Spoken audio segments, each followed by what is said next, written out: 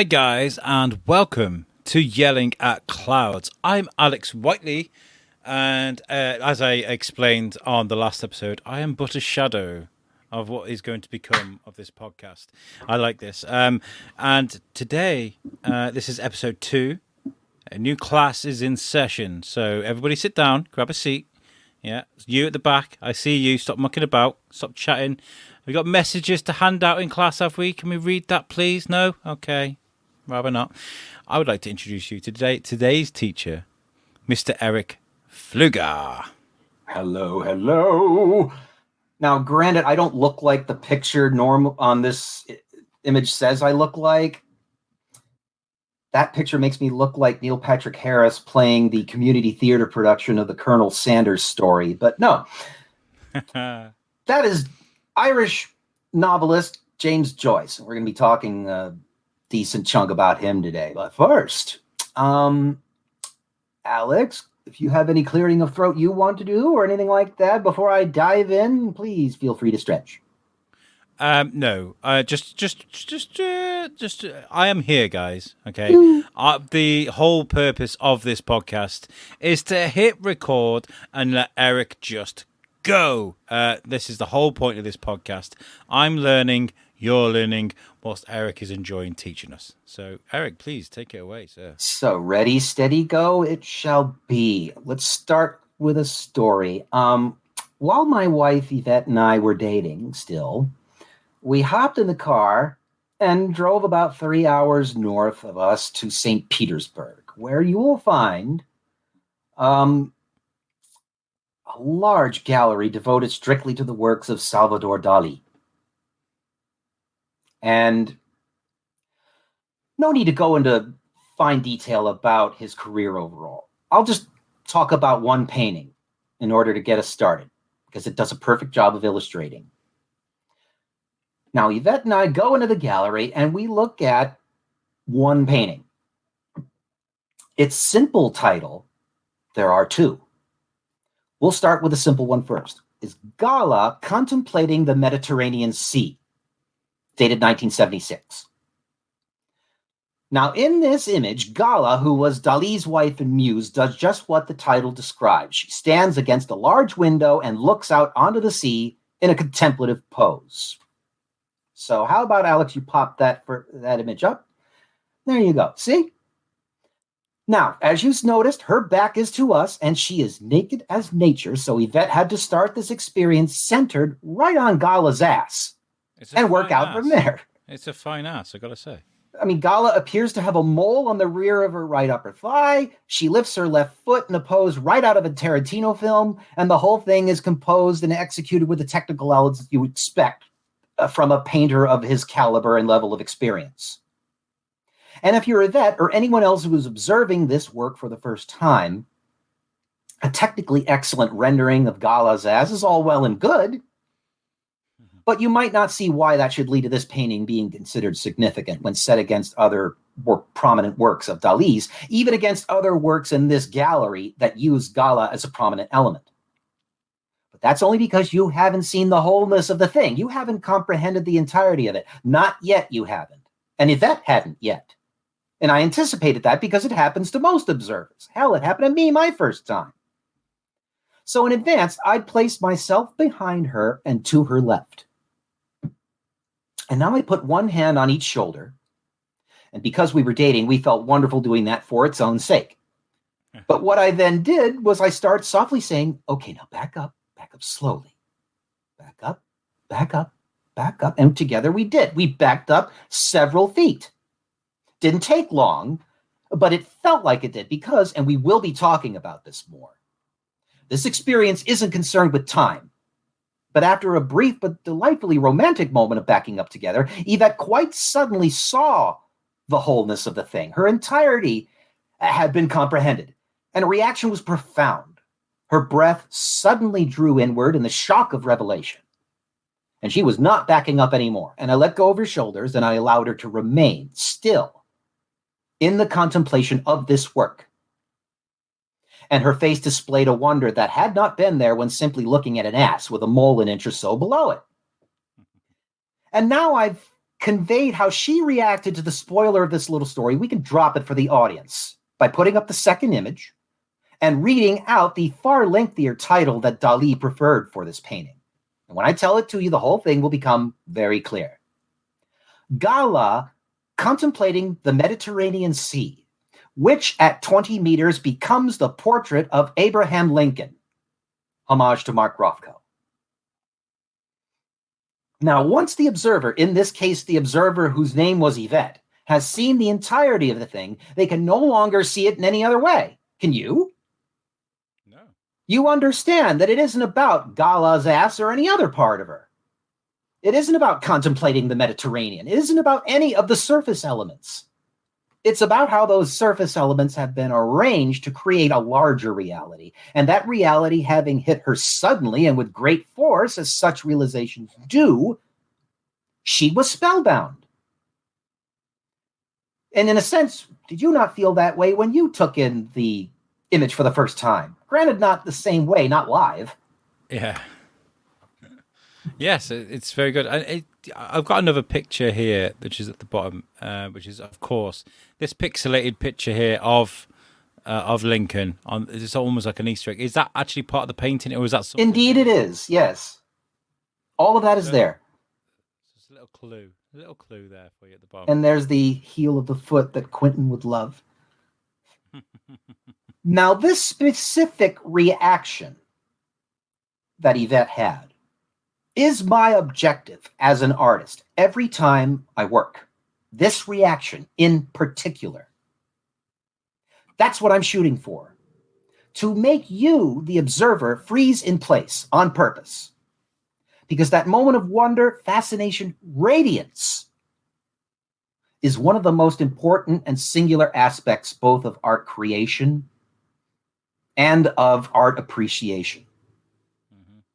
And it is the core of the aesthetic experience. Now, what we call aesthetics, the philosophy of beauty, is in fact a much larger issue than we're going to tackle. What we're going to tackle here is simply what guidance I take, what my philosophy is when I work. Which is not a bad thing to base the second episode of a show devoted to an artist to be centered around, right? Works for you, Alex?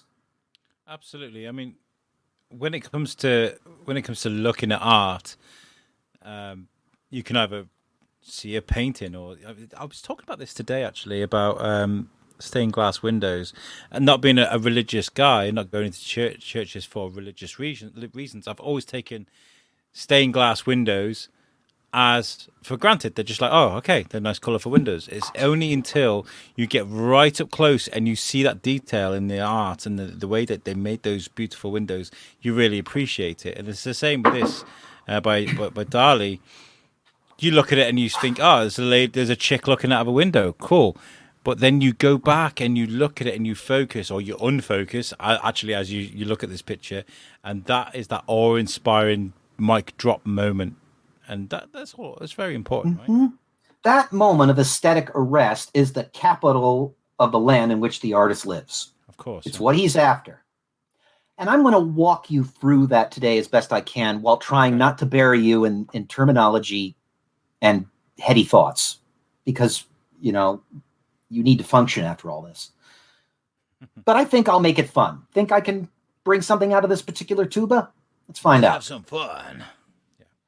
And it starts, as a lot of things do in my thinking, with Joseph Campbell. Most people know who he is. I'll talk you through it. 1904 to 1987, an American mythologist, writer, lecturer. American, but clearly Irish in spirit through and through.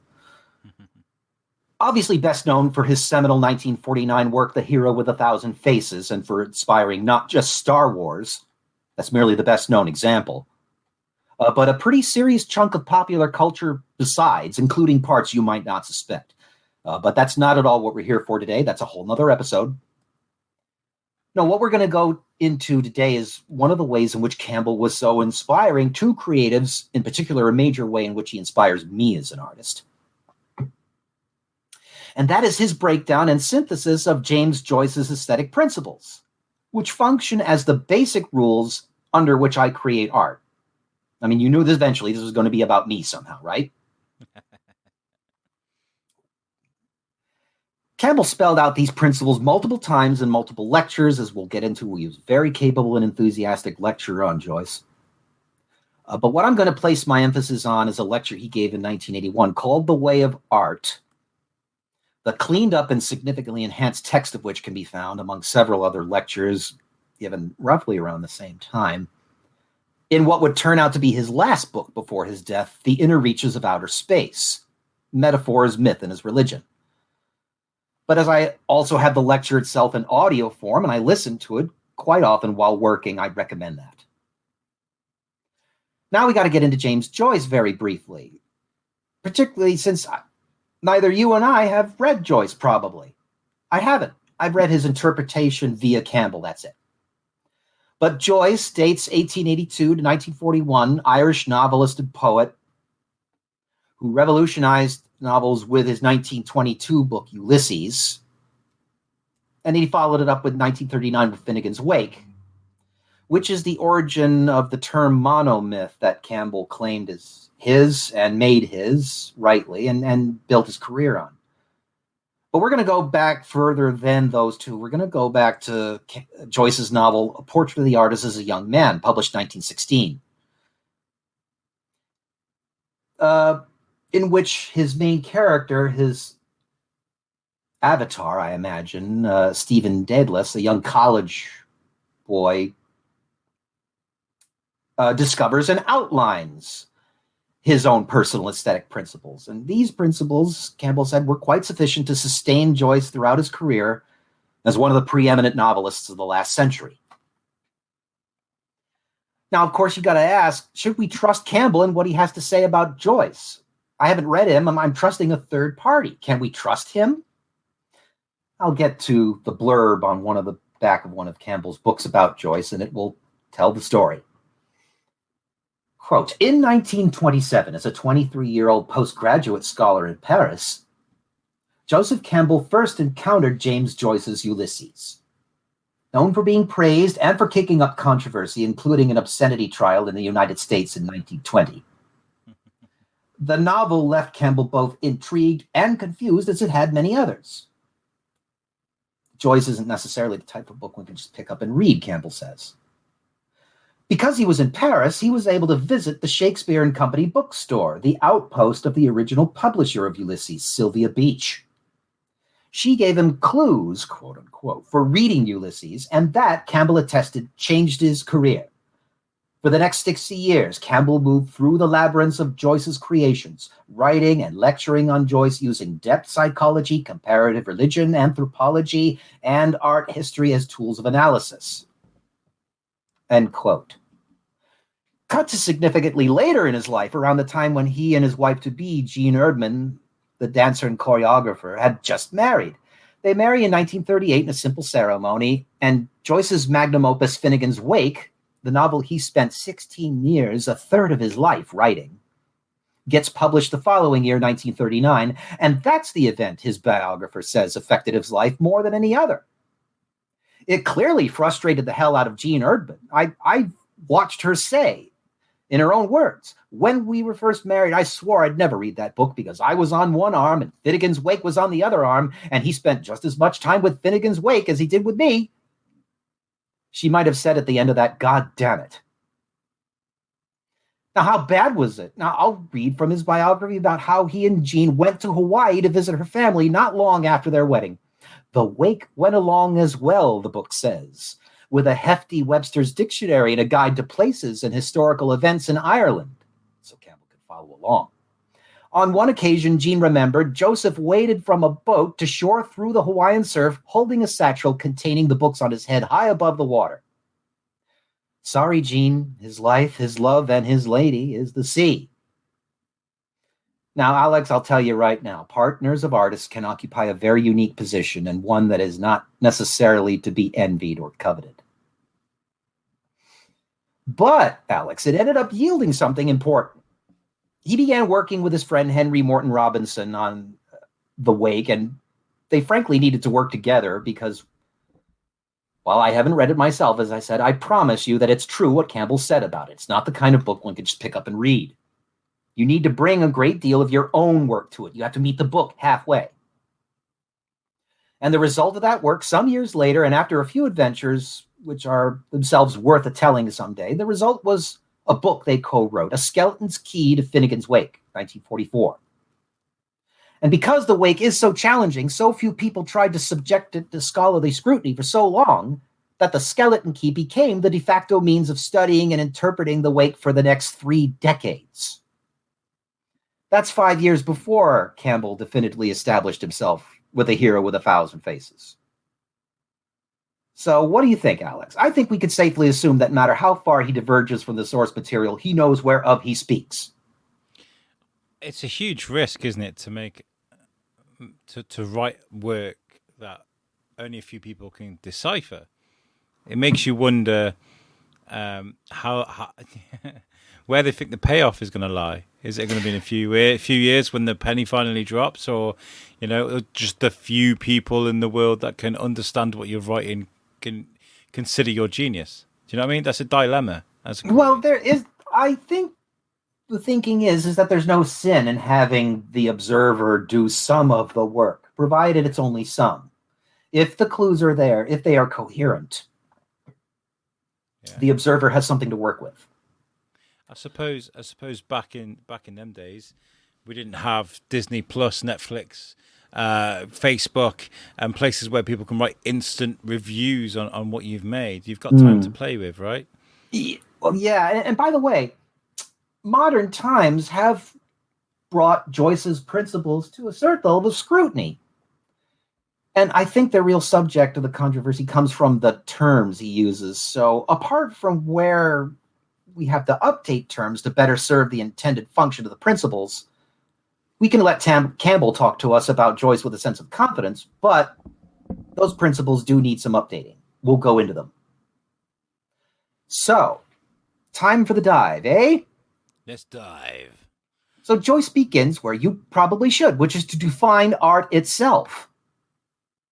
That seems intimidating, doesn't it? Yeah. What is art? I mean, the concept of art is so broad you'd think it couldn't be yoked to a definition that's both simple enough to describe to those who exist outside the disciplines, and also inclusive enough to provide space for the countless number of disciplines that exist. Fortunately, Joyce pulls it off. His main character, Stephen Deedless, defines art thus.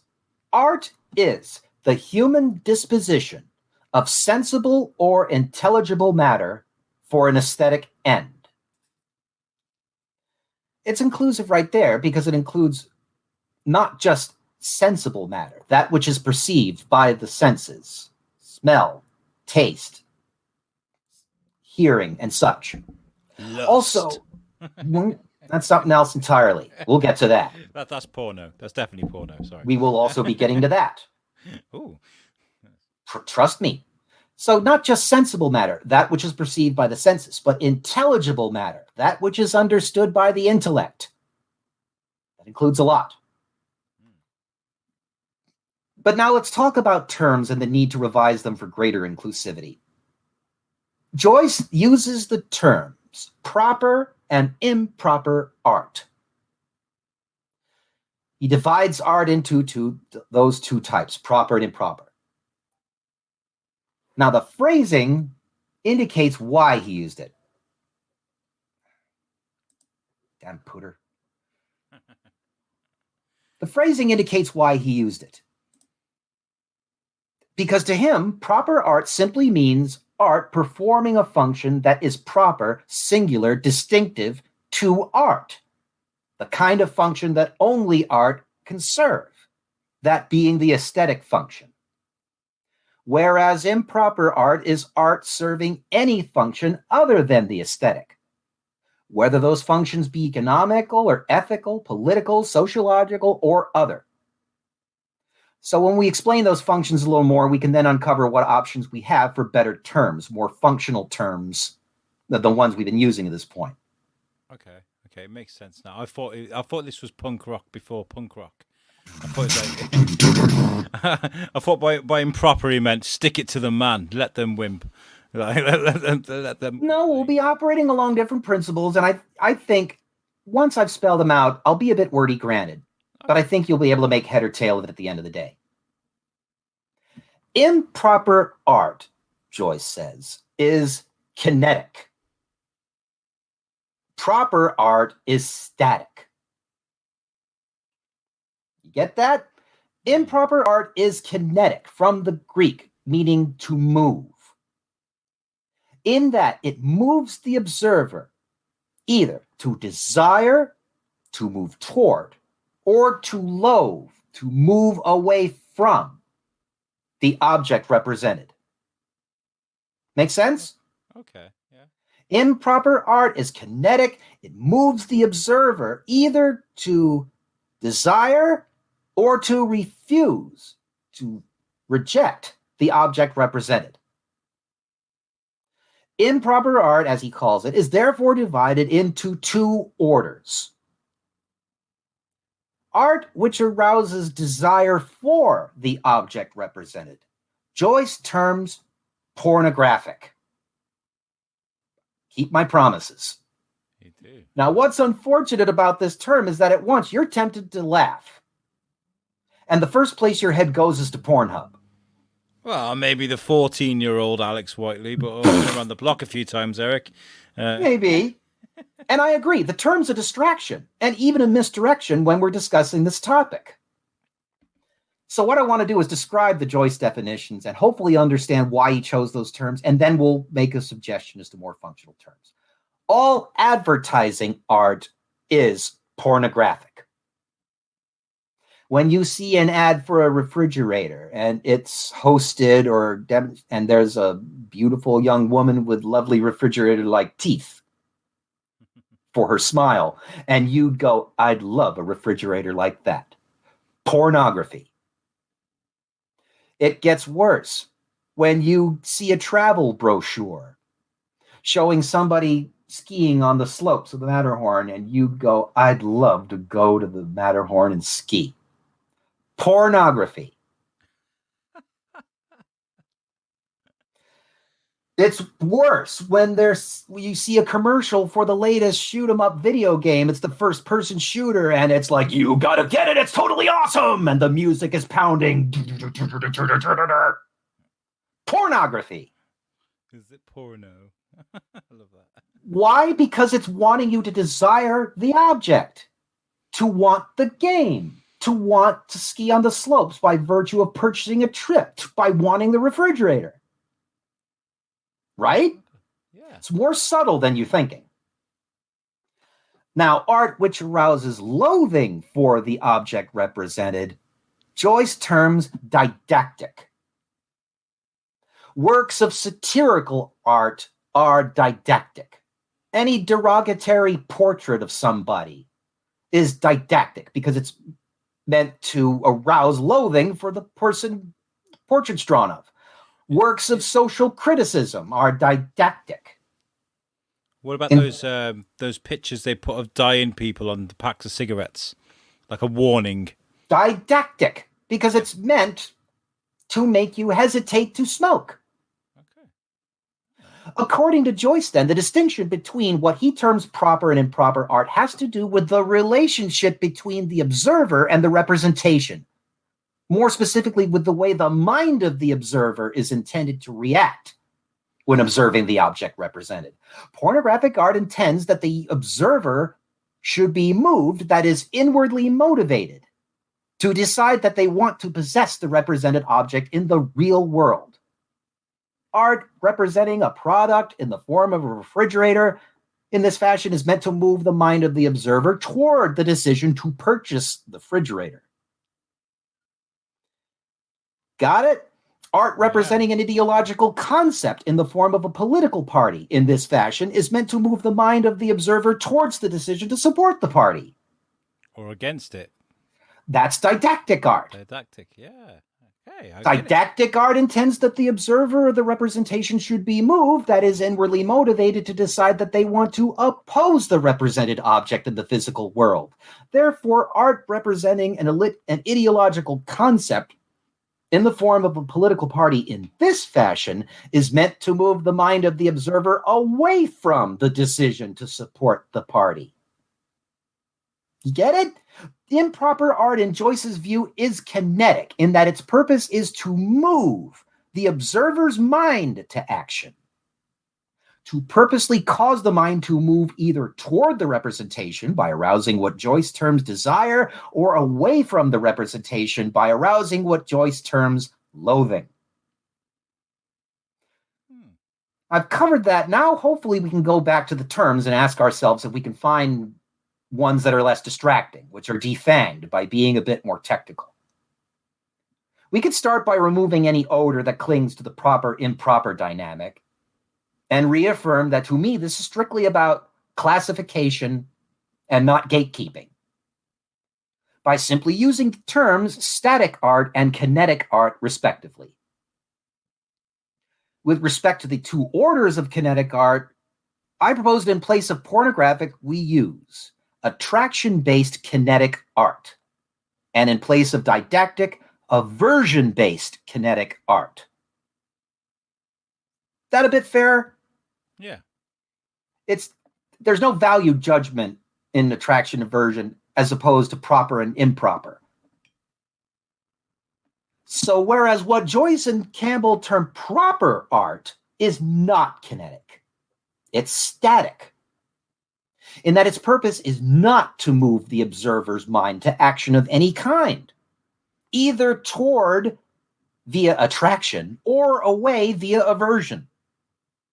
Rather, it is static, hence my suggestion to use the friendlier term static art, in that its purpose is to hold the observer's mind in place, to purposely cause the mind to stand still in a state of sensational, that is, sense-based or aesthetic, contemplation and enjoyment, in which, according to Joyce's words, the mind is arrested and raised above desire and loathing. That's a highfalutin way of describing the experience the observer named Yvette, whom I love, had when she had seen the entirety of Dali's painting.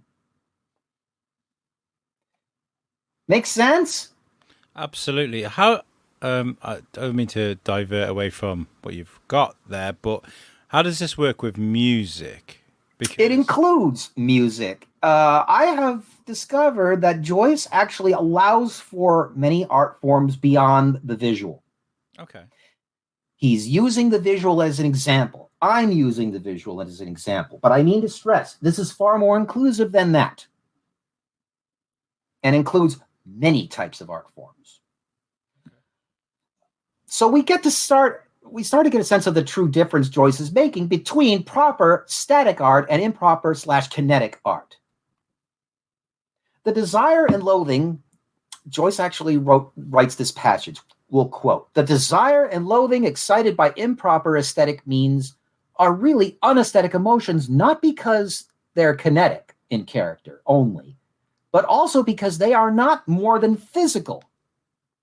Our flesh shrinks from what it dreads and responds to the stimulus of what it desires by a purely reflex action of the nervous system. Our eyelid closes before we are aware that the fly is about to enter our eye."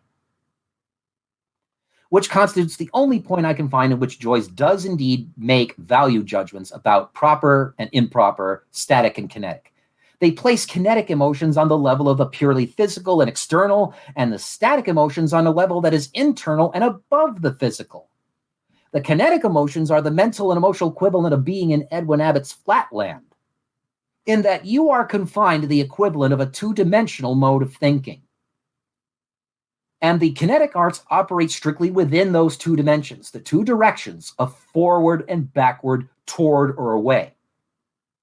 But static art doesn't confine you to two dimensions. It doesn't confine you to flatland. If it moves the observer at all, that movement operates entirely outside the two-dimensional mode of thinking and instead assumes the existence of what to you would have been a previously unperceived third dimension of up. But that's not conventional movement at the physical level.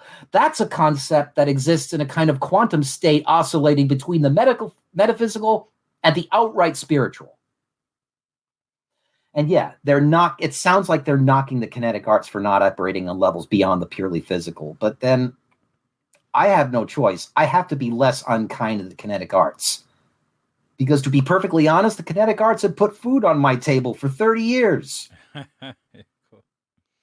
You live and die on your kinetic arts sometimes. An instance, when I create an architectural rendering for a client who is an architect or a realtor, my task is to excite desire for the object represented, the commercial or residential property currently under construction. And quite often my participation becomes necessary because most people don't speak blueprint, so to speak. Their senses aren't excited by desire, by a blueprint, because it doesn't and can't connect with the observer that fast. It often requires the observer to briefly detach from it and perform a number of internal calculations to convert two-dimensional schematics into a three-dimensional mental image. And that takes time. Spoils the effect. A rendering done properly saves the observer all that mental effort. It does not oblige you to think yourself into desiring the representation. Rather, it invites you to feel yourself into desiring it. And because being able to do that brought in what income it did, I am indeed casting a more positive light on the kinetic arts than Joyce and Campbell do. And all I can do is shrug and say, what are you going to do? Is it because it's just too easy? Is that why there is a bit of a distaste for it? Is it because it's just too easy to chuck a half-naked lady on top of a Jaguar car to sell it? Do you know? Well, rather, he's going, it's too easy to trigger you at the basic level of the physical, at the animal level. I think that's what that means. And that's a value judgment. And if people take umbrage from that, I do genuinely apologize. Plus, for me, the lines are blurred anyway. I confess it. When I bring the very basic process for static art into play when creating kinetic art. Indeed, I maintain that part of what makes my kinetic art kinetic is the fact that I employed static principles to it.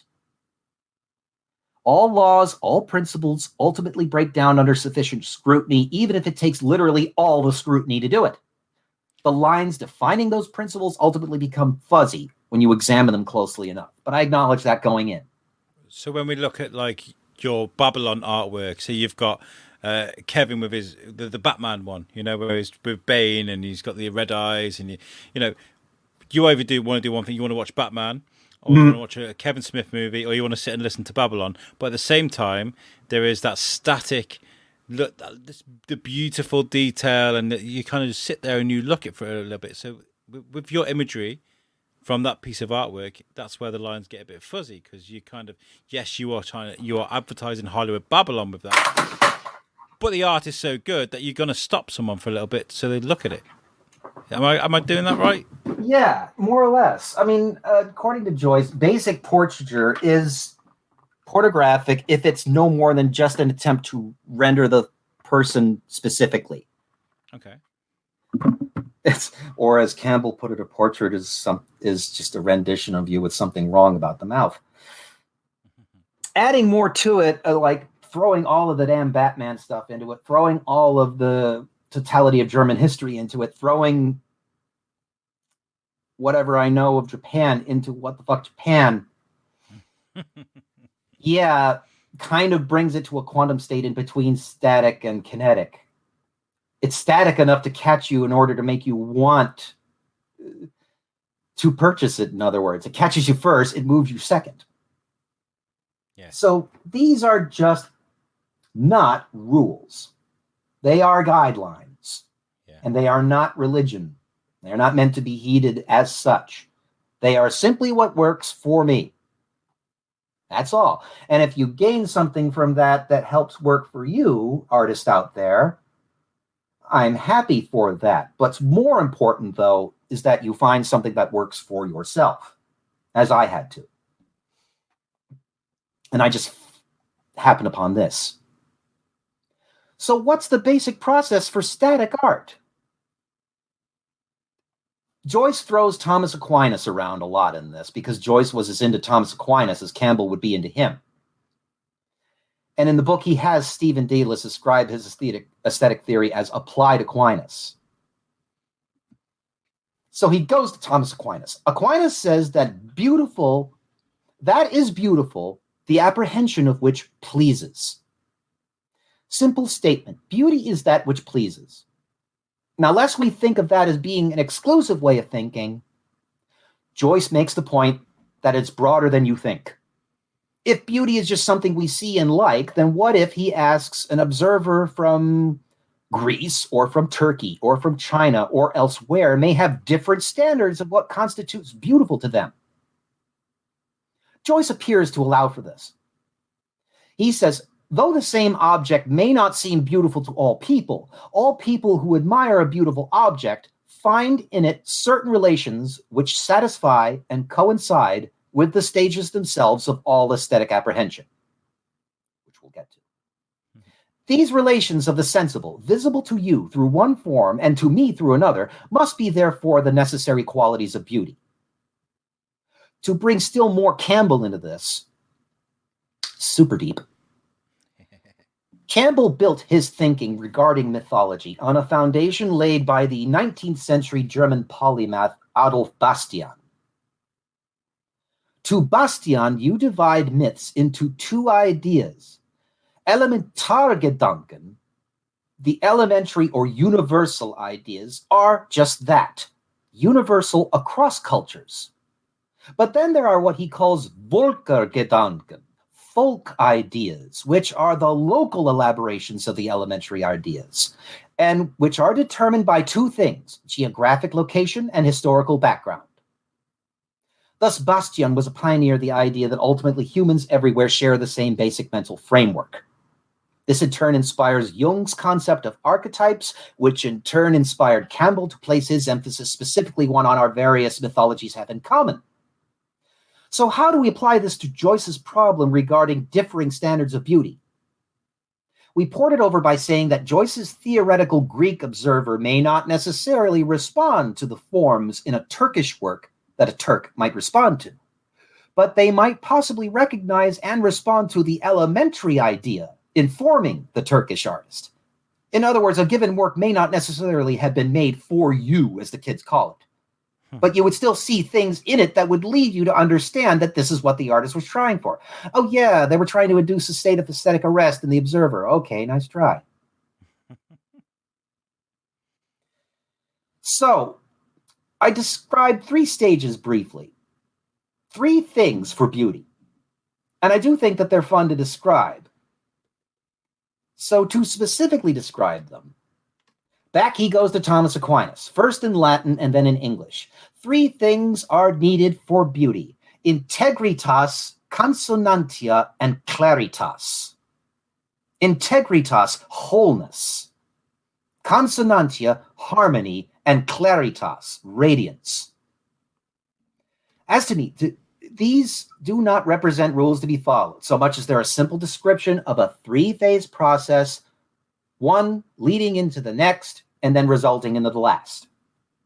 Integritas, wholeness. In the novel, Joyce has Stephen Dedalus point to a random basket sitting around and says, look at that basket. Or any object in your room, Alex. Pick one. I got a bin underneath my... You've got a bin. Okay. In order to see that bin, your mind, first of all, separates that bin from the rest of the visible universe, which is not the bin.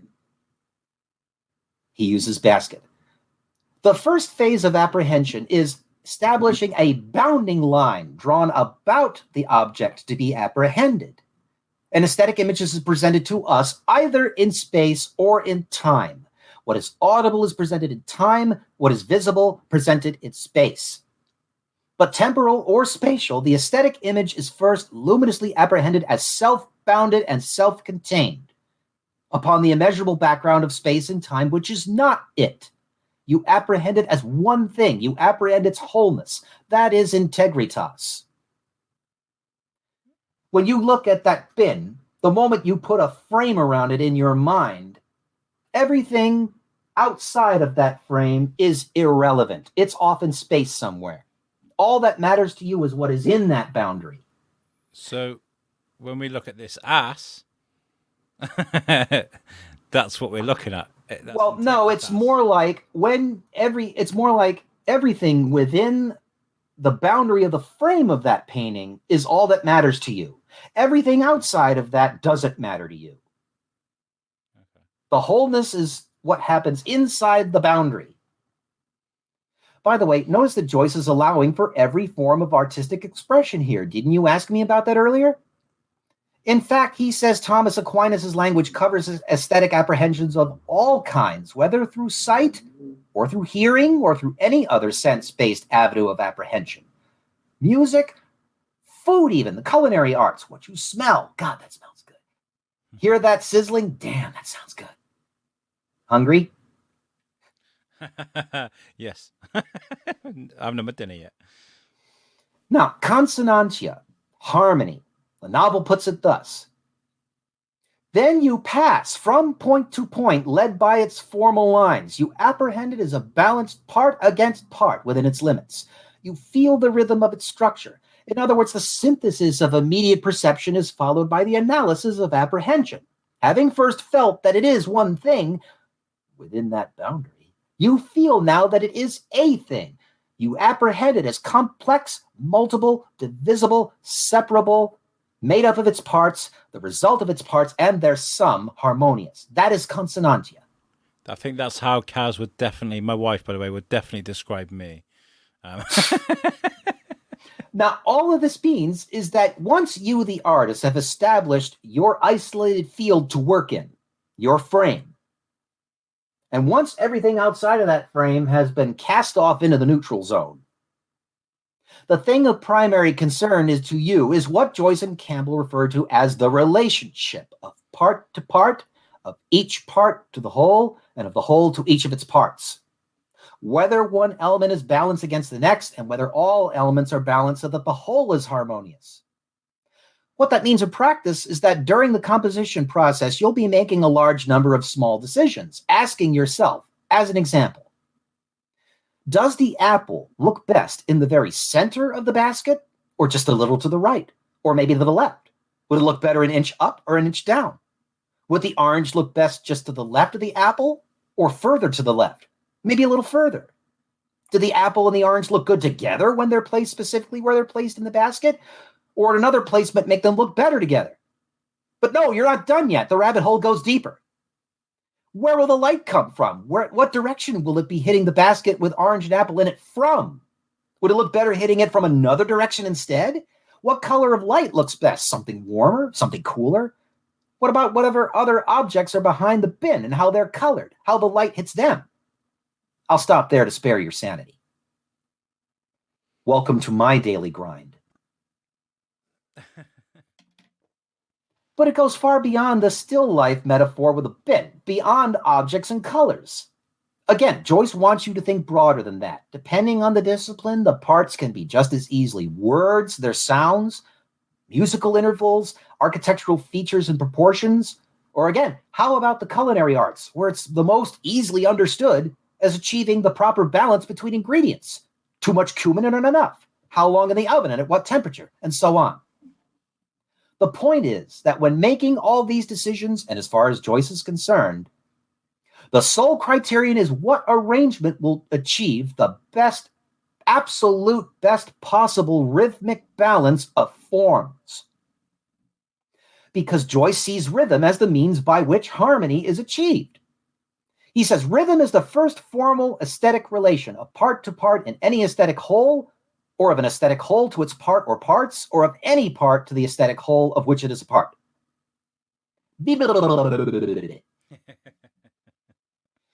And as difficult as that sounds, it's simple in practice. It's just a step-by-step process of considering while working. Claritas, radiance, the third step. Now, before I explain that, I want to dwell briefly on the fact that Campbell uses these words. When this harmonious relationship is fortunately achieved. Here we have a very stark fact, a very frank acknowledgement that we have to confront. no matter how carefully you make all of those small decisions, no matter how hard the work is, no matter how hard you work to achieve a harmony that can arrest the mind of the observer, no matter how hard you try to exert as much control in advance over the decision-making process of the observer as possible, in the end, that process is outside of your control. It is dependent, as Campbell says, on fortune. Rather, it rests in the mind of the observer and not the hand of the creator. The Goldilocks zone. In fact, having done everything you could while it was inside of your control, you have to be comfortable with that at the beginning. It's not in your hands ultimately. So now we can properly transition over to defining claritas. The novel puts it thus: when you have apprehended that basket as one thing and have then analyzed it according to its form, and apprehended it as a thing, you make the only synthesis which is logically and aesthetically permissible. You see that it is that thing which it is and no other thing. The radiance of which he speaks, Aquinas, is the scholastic quiditas, the whatness of a thing. The supreme quality is felt by the artist when the aesthetic image is first conceived in his imagination. The mind in that mysterious instant Shelley likened beautifully to a fading coal. The instant wherein that supreme quality of beauty, he says, the clear radiance of the aesthetic image, is apprehended luminously by the mind, which has been arrested by its wholeness and fascinated by its harmony. This is the luminous, silent stasis of aesthetic pleasure, a spiritual state very like to that cardiac condition which the Italian physiologist Luigi Galvani, using a phrase almost as beautiful as Shelley's, called the enchantment of the heart. It's beautiful, isn't it? Nice, yeah. The artist has thus established a brief but highly powerful connection between themselves and you, the observer, via the work. Just like Yvette did. And what happens is that regardless of how long or short the length of that connection taking place is, for as long as that connection is taking place, you, the observer, are held in a state which, in Campbell's wording, is more or less spiritual, in which that represented object becomes pure object, and you, the observer, are pure subject, in which you are the eye of the universe, beholding the thing of the universe, in which the mystery of that thing is the same as the mystery of the universe itself, and in which you, the observer, have gone past all accidental experiences and arrangements. I'll take a breath, Alex. Get a word in. I am just writing down the term Mozart with words, because that's how I would describe what you've just explained to us. Except that these are Joyce's words and more or less not mine. They are my third-hand interpretation of such, and hampered by the fact that I haven't read A Portrait of the Artist as a Young Man, and I may very well want to do that specifically to have an episode where I come back to this and approach the question of whether or not that alters my perception of my own processes. I mean, you can delve further into this with perception, couldn't you? Because, of course, something that is kinetic may be kinetic to one person, but not another. You know, we talk about American Psycho, you know, Christian Bale, you know, he sees people as objects. He's not going to get moved by objects of beauty because there is no beauty to him. He's a psychopath. He doesn't. Except that no, that doesn't work that same way, because then Thomas Harris creates Hannibal Lecter, who is indeed a psychopath and very much an aesthete. Yes, he understands the difference between static and kinetic, and he understands it has nothing to do with how he sees his victims.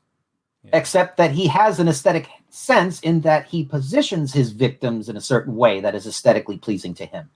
But that is another story, and I have in mind a specific topic to use for that. But we'll get there eventually. That's when I get to talking about yoga hosers. You got to make me watch yoga hosing again.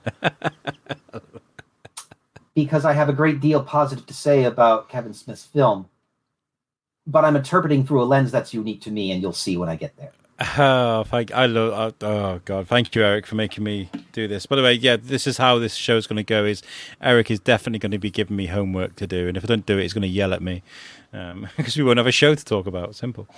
It's the Sister Mary discipline with a steel ruler. Oh, my head! Oh God, I love Kevin Smith, but Yoga Hoses was a hard watch. It really was. Not for me. It's just I'm interpreting through it a different lens, and it's what I see in it that strikes me that I'll be bringing into the discussion, perhaps more than the film itself. So now we're skidding into the finish of the discussion quite suddenly. And all you can do when the car comes to a complete stop is go, woo!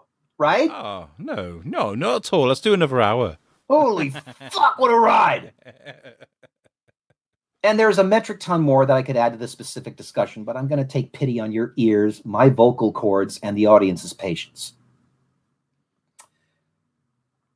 And so what I'm going to do to put a button on the discussion before we just go into something more casual for a bit is to throw one last quote from Stephen Daedalus out there for you to ponder. To speak of these things and to try to understand their nature, and having understood it, to try slowly and humbly and constantly to express, to press out again from the gross earth or what it brings forth, from sound and shape and color which are the prison of the soul, an image of the beauty we have come to understand. That is art. Ba-ding. Yeah, it's well done, Eric. That was amazing. It's not. I've been speaking to a lot of artists lately of all different kinds. Make so many different yourself and Sam Poole, who makes abstract art, and the stained glass lady today, Natalie Hildegard Liege, and I have been asking myself, like, how do you define art? Because I write up these episodes. I put like a paragraph about what this episode is and why people should listen to it, blah blah blah. But you find yourself, why is this important? Why is this important? And it goes back to everything is art. Whether it's a stop sign, whether it's those horrible pictures they put on a pack of cigarettes to tell you to stop smoking. Where we talked about earlier. Art is so important, and we should be looking after the next generation of artists. Well, you talk about a sign, a street lamp. Did you say? A stop sign. Stop sign. Okay. It becomes art the moment you put a frame around it mentally. Yeah. And the moment in your head you start arranging, say, the clouds behind the stop sign and what else in your head into the perfect aesthetic rhythmic arrangement, then it's art. Yeah. Again, just as an artist can come from anywhere, art can come from anywhere. As Amadeus said, a vulgar farce of a play can indeed be considered valid subjects for opera as surely as the more elevated mythical ones. Yeah. What you do with it matters. A podcast of a film director and a comedian called Hollywood Babylon may or may not be a fit subject for a painting. I say it is because of what I bring to it. Mm-hmm.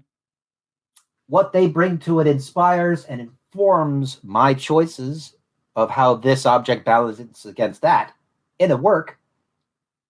How they do the Germans as characters informed to a degree how I compose the painting, and we will have an episode about that. Yeah, because that's really important, isn't it? Because sometimes you can overdo a painting until the point where you ruin it. It's got to be at that perfect balance of a little bit of yellow here, a little bit of white there, a bit of line here. Oh my God, I fucked it up. Well, my worry is here is that I fucked this up. Have I beaten you over the head with words sufficiently as to not make the point clear? No, because what you can do with podcasts like this is you can listen and you can listen again and you can learn. I totally understand what you're saying, and I have you've dropped some knowledge on me, son. Talking about kinetic art and non-kinetic art, and I understand that now, whereas I didn't know about it before. The terminology behind it, I can go back and listen again, and I can learn those words again. But then again, here is something I have failed to do. I have talked about the kinetic emotions, desire and loathing, but I haven't really gone into detail about the static emotions to the level that I should. And that is what calls for another episode at some point. Indeed, as I say, after having read the novel to its fullest.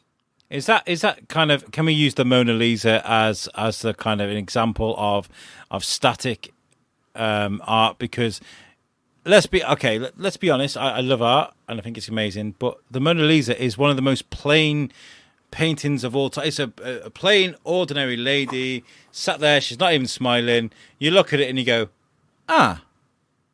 And I'm sure that's what a lot of people have done. They've got on a plane, they've gone to the Louvre, they've gone to see the Mona Lisa, and they've gone, you know? Well, and had Leonardo da Vinci been strictly concerned with the depiction of the woman as such, it would have been kinetic. But that's not enough. It doesn't just do that. He elevates the image of her beyond strictly desire this image. The landscaping around it, the arrangement of forms within it, the way she's sitting, the way she's lit, everything makes it more luminous than just a rendition of what this woman looks like. And that makes it static. Aha, you are held. Yes. Just as Yvette was held by what would otherwise have been a perfectly ordinary rendition of freaking Gala's ass. Right? And Dali was perfect at that because he would make art that people would look at, think about, then come back and complain about. You know, the Jesus on the crucifix, that didn't that get banned? Didn't that cause uproar because people were like, hold on, what's he painting there? You know, he was kind of caused a bit of an uproar with that one, didn't he? And the thing is, if, let's say, if Yvette had been looking at that painting and had just seen only a butt, then we might indeed at least consider the possibility that that painting was kinetic and not static. If she hadn't seen the wholeness of it, she might have been tempted to regard it as a work of attraction-based kinetic art. Because in the absence of the context provided by that wholeness, it looked to all the world to be an advertisement for Gala's ass and how Dali felt about tapping it. Perfect. I like that. Not necessarily... Oh, go ahead. I was going to say, context is one of the most important. You could paint a yellow square. Just a yellow square, and put it on a wall, and you go, okay. It's a yellow square. And then you go, this is to celebrate the freeing of Bill Cosby from prison. And then you go, I don't like it.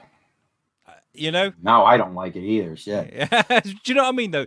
That before you heard the context behind it, you didn't know what that yellow square meant, and you went, it's a yellow square. Then you hear, it's not. By the way, I just made this up. I just want to make something so vulgar that you'd be like, I hate this yellow square now. Congratulations, Context. That did it. Yeah. And now here we have a picture of Gala's ass, and not necessarily being the target demographic for an advertisement for Gala's ass, Yvette might not herself have been moved by desire to possess the object represented, but she would have nonetheless understood that exciting desire for the object was the essential purpose of the work. But then she saw the wholeness of it, and she was physically and mentally arrested. This was a work of static art, and she understood. She had unexpectedly found herself on the business end of it, held in place, in stasis. So is the meaning behind this picture then let's bring it back up again. So is the meaning behind this, because obviously Abraham Lincoln had a great role in history in freeing the slaves and, becoming a bit more liberal, teaching to be a bit more liberal. Is it a case of stop focusing on the woman's ass and look at the bigger picture in life? No, it's him experimenting with ways of seeing, which was a common thing in the 20th century. And which a lot of the movements of that century had to do with ways of seeing. Rather than the object. Ways of seeing the object. Cubism was not so much about the apple as it was about the way of seeing the apple. I need to see this picture in person. I'd love to see one. I have been to two Dali exhibitions. We spoke about this, Eric. I went to see one in Bruges and one in Venice. Very lucky because these things move around Europe. And I think the one in Venice was like the last 2 days or something. And we're like, we got to go and see it. So we got tickets and we raced across Venice and we went to see it. And we were already in Venice when we found out, by the way. We didn't just go to Venice to see this exhibition, but nonetheless, I was in there for hours and I was in my element. And just to see all his work in person was just so amazing. And then in Bruges, similar, I was kind of like, I've seen this one before. I saw that one in Venice. Now, if you remember the experience correctly, I suspect that at least once during that expedition, you felt aesthetic arrest. Yes, I did. You were taken and held by a piece. Yeah. I mean, some of his like really like scruffy pencil sketches are just breathtaking. He just sat there one day, doodled a naked lady, and she's like turning into a demon or something like that, whatever he's drawn, and you're thinking, I couldn't do that ever. My best effort would never look like that. I just think he's brilliant because he used to see outside the box. Like, wonder what would happen if I'd make this clock just melt. About ways of seeing. In this case, the surrealist way of seeing, which taps into dream and psychology. And why my own work, at least in part, is surrealist and in part fantastique, which is basically, it looks like fantasy, not reality. Actually, Clive Barker described the fantastique thusly. He said this, and it's where I derived the earlier statement from, of how most of the movements, artistically speaking, in the 20th century has been about ways of seeing. About ways of seeing an apple, the cubist way of seeing an apple, the surrealist way of seeing an apple. But then Clive Barker goes, I'm not concerned with ways of seeing an apple. I'm concerned with the fruit you have never encountered before, and I'm going to render it as realistically as possible so that the reality of that fruit is absolutely apparent to you as much as an apple would. That's kind of more me than cubism or surrealism. And that's the point behind all this, though, isn't it? Is that it's all, everybody's an individual, and like I said, if you're a gay guy and you see the half naked lady spread all over a sports car, it's not going to excite you, is it? But you would understand at heart that it's meant to do so with the right person, and you could go, okay, I can still judge on the level of whether it might do so to that person. Yeah. And whether your orientation is this, that, or other, you would still be able to at least make a judgment. Oh, I get it. Yes, this is trying to attract me. But the point I'm trying to make is it does open up discussions to talk about the spiritual sense behind this, because we're talking about there is that connection of does it excite me, and it's I think it's really interesting that we can do another episode, I reckon, to look at the spiritual side of. Well, of course, and we're gonna count on it. Yeah. And the thing is, Campbell's wife, Jean Erdman, said it best. The way of the artist and the way of the mystic are related, except that the mystic doesn't have a craft. Huh? Yeah. And yes, in a sense, artists are shamans or priests. There's a difference between the two, but an artist, indeed, in part, is that. There's a spiritual aspect, dimension to what we do. Especially when you see things like this by Dali, because I always wonder, I saw a piece of art where it was loads of objects spread across a room, and you have to stand in fact, we've got one in Shrewsbury, it's called Darwin's Gate. It's 3 carved pieces of metal high up, and they've got bits that are carved into it. You have to walk down the street to a specific spot, then look back, and these 3 carved pieces of metal, they merge into one to make a Saxon helmet. Aha! You are held. Yes, and there you go. Aesthetic arrest.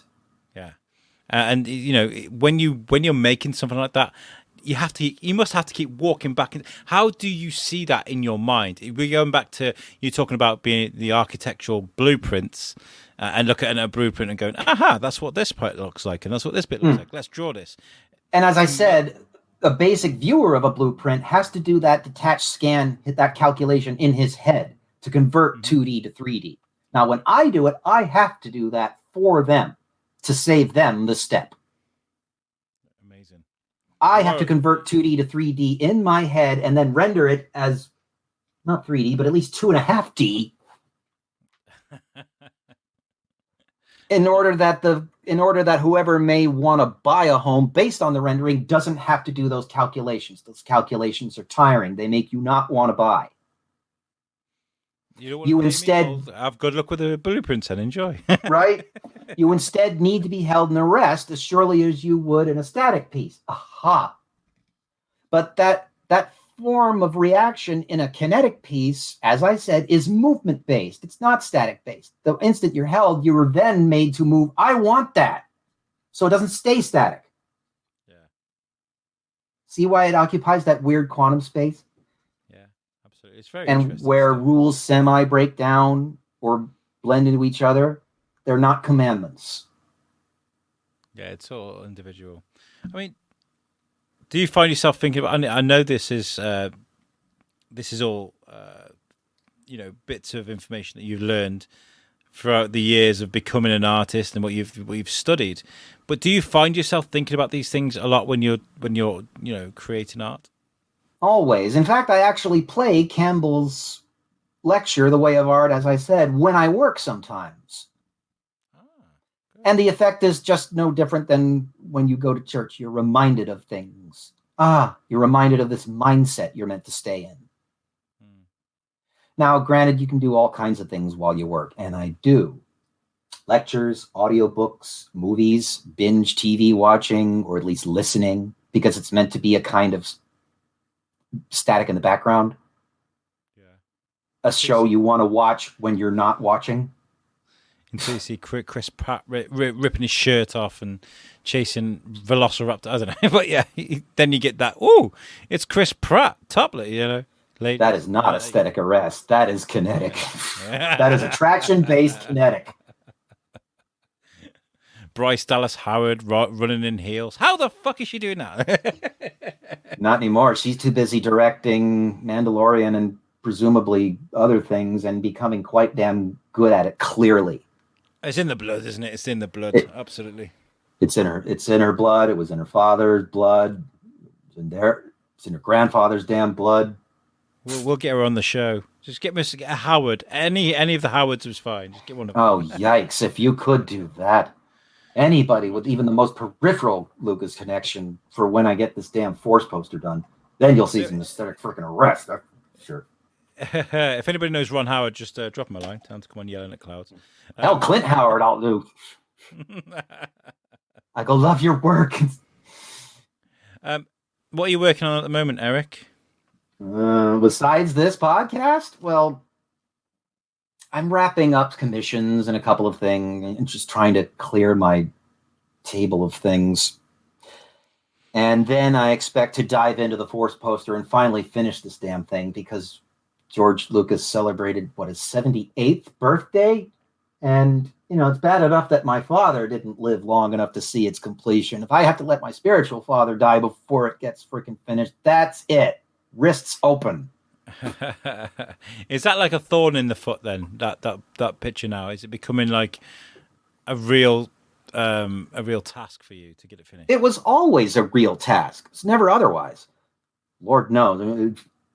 In an ideal world, I'd make a documentary about its creation, but we have to keep it here. And fine, we'll do it here. Yelling at Clouds presents a Pflueger picture. But damn it, it is a mountain to be climbed. It's a task. In fact, I had to put it up several times, including now I'm only about to start taking it down to finish it. I've had to put it aside several times. Because of circumstance and simple, it was so 2020 for me as it was for everyone else that it literally hindered my ability to function enough to paint. Yeah, I mean, I look forward to it being finished. We'll have to do like weekly, or this show's every fortnightly, but we'll do fortnightly updates. Have you finished the painting yet? Have you finished the? Well, my problem is that I keep getting hammered with that question online, and I gag on it anymore because I know what's gotten in the way, and a lot of it is quite serious. Yeah. So let's not do that then. The painting's not done, but my father is, for instance. And more important, one must heal from that. Yeah. And besides, it's not the first example of its kind in art history. I mean, Dali, as I once mentioned, he said that a masterpiece is something that takes at least a year to finish. We're on 2 now. I mean, Wagner took 20 years to compose the Ring Cycle, and he had to set it aside twice for Tristan and then again for Die Meistersinger. 20 years to compose it, and it took another 20 off of his life. Wow. So why am I different? Think I'm going to walk through this whole thing unscathed? Hell no. I mean, I have gray hairs on these cartoon versions of me for a reason. I can't wait to see what wacky, zany creations come up with next time. Do you have any idea what we're going to be doing next time? We did discuss this before. As I said, we will always be trying to create art with every one of these, but we will not be so formal about it all the time, as I also said. We'll also be talking about things lowbrow as well as highbrow, and trying to bring something out of the lowbrow tuba may prove just as interesting a challenge. I've prepared ad infinitum for these 2 episodes because the nature of the subject matter demanded it. Yes. But let's say I talk about a film that has no aesthetic draw to it whatsoever. It's not pretty. It's got a decent enough score. The effects are okay enough for 1979. But there's no reason that Disney's 1979 film, The Black Hole, should have left so much of an impression on me that evidence of it is all over my life. But we're going to talk about the many ways in which it is, which probably will mean a shorter episode and one that after this we can be more lighthearted and fun about. Okay, well, let's make it interesting. Guys, if you're listening to this and you want to actually take part in next show, which will be in 2 weeks' time, and you have 2 weeks to watch The Black Hole, and if you want to write some questions for Eric that we can put at the end here about the film, about what he thought about a certain part of the film, put it onto the USUK fan page and use the hashtag #AskFluegs. Hashtag Ask the Pflueger. Ask the Pflueger. I think that's how we put it. And we will include your question into the show, and we'll ask Eric about what he thinks about that. And you know what? We'll make some artwork. We'll do Ask the Pflueger, and we'll get that going because I think it'd be really important to hear what people think. Indeed, and it'll be far less lecture and far more roundtable discussion next time for that very reason. That's what this podcast was created for. Imagine me sat in front of a crackling fire with a glass of brandy whilst, Erik Pflueger stands in front of me with a T-shirt rocket launcher, shooting massive rounds of knowledge into my face. Sorry, lazy bones. You're going to have to actually do some work sometime. So, how's about? No, we're not going to do that. I don't want to give you a lecture, Eric, because. Yeah, this is your show. Okay, should we round it up there? What do you reckon? Well, let's round it up by saying that anybody that would like to join in that fashion, go to Disney Plus if they have it, or find other means, DVD, Blu-ray, what have. Go watch The Black Hole. It's 90 minutes. It's not much. The only point of doing so is simply to follow along when I tell you what things from that film have somehow played a role in my life, good, bad, or indifferent. And it's not so much a discussion of what is beautiful about The Black Hole, because there isn't much. It's like trying to say there's a whole lot of aesthetic arrest to be had from John Carter. No way. You have 2 weeks. Go and find the movie on Disney Plus. Watch it. We're gonna have to do some hard work for this show. You know, sometimes we got to do this for the art of discussion. Okay, so go and watch The Black Hole. Go find it on Disney Plus. It's pretty much guaranteed to be on there if it's a Disney film. If not, find ways to watch it. and we will catch up with you in a couple of weeks, hopefully with notes in hand. I'm going to be watching it. I'm going to get the wife to watch it with me, see what she thinks. There we go. She'll hate you for it. We'll have the Carolina reaction, and I'll give it to you. I'll let you know how she found it. Cool. Presumably she'd find it on the television, but we'll see. I look forward to it. You went Drax for that then. You went very literal. I am moving very slowly. Erik, have you got any... actually, let me tell you about the website first, and then I'll leave Erik to do a closing comment. Guys, this has been a USUK Network production. We're very, very grateful to have had Erik on the show. We love doing this, honestly. Just to be able to sit, hit record, and tell Erik to go! And look what we get. Mozart with words. That's what I put it. But if you want to watch anything or take part, listen to anything that USUK make, please go to our website, which is usuknetwork.com, and that's powered by our friends at Web Orchard. If you need a website, make sure you go to Web Orchard. They make a great website like we have. Yeah, you can listen to all our shows on that website. Erik, you've been amazing. Send us away, sir. I sure shall try. We've done this a couple of times now. I think we've stretched a little bit. The wings have been stretched. I think we can fly now. We could be like Stephen Dedalus' namesake and stretch our wings. Let's just try not to be Icarus about it and not fly too high and then drop like a stone. Let us sail safely to harbor. And with that in mind, I hope that you will join the journey with me, fly with me, all of you. And hopefully it'll be a fun flight. But who knows where we'll land.